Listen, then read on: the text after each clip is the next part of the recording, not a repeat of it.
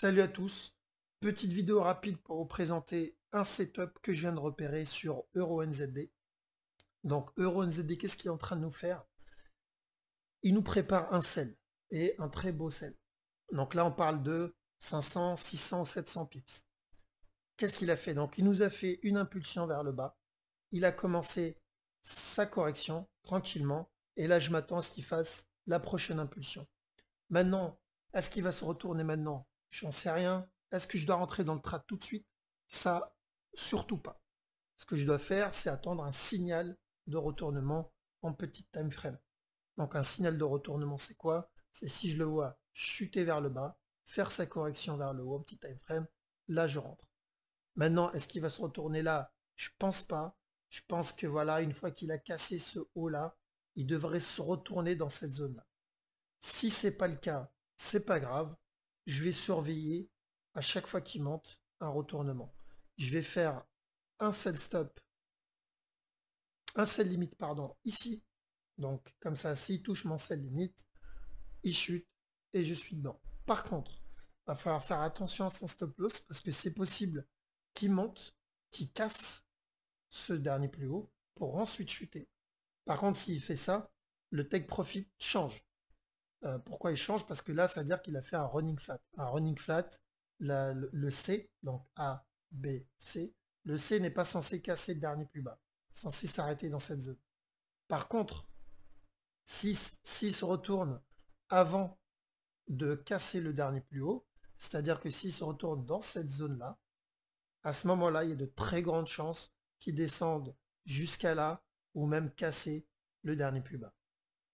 Donc je répète, s'il se retourne avant de casser le dernier plus haut, le TP vous le mettez au dernier plus bas. Si par contre il se retourne en cassant le dernier plus haut, vous montez votre TP dans cette zone-là.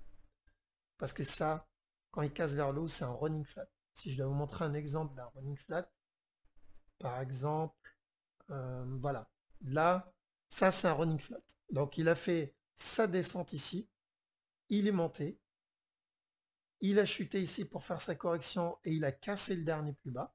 Ici, il l'a cassé. Et ensuite, il est remonté sans atteindre ce haut-là et sans le casser.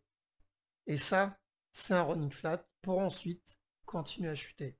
Donc c'est possible qu'il fasse la même chose. Donc il casse vers le haut, il descend sans atteindre le dernier plus bas pour ensuite continuer à monter.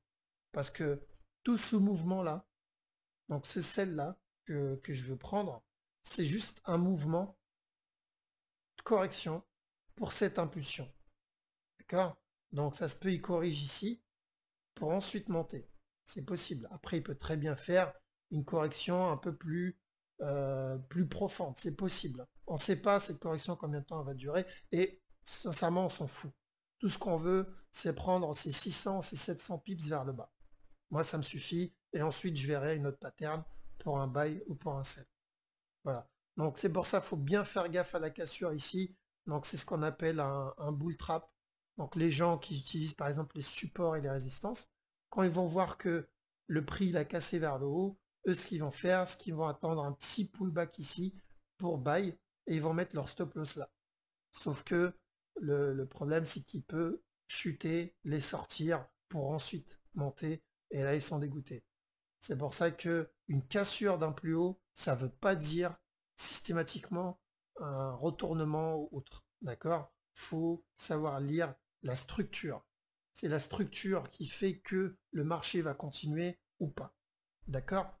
Donc là, de toute façon, petit time frame en H1, il me semble il doit y avoir une petite divergence. Euh, doit être toute petite, c'est même pas en H1, je crois, on doit être même peut-être en M15, la divergence, ouais, c'est ça.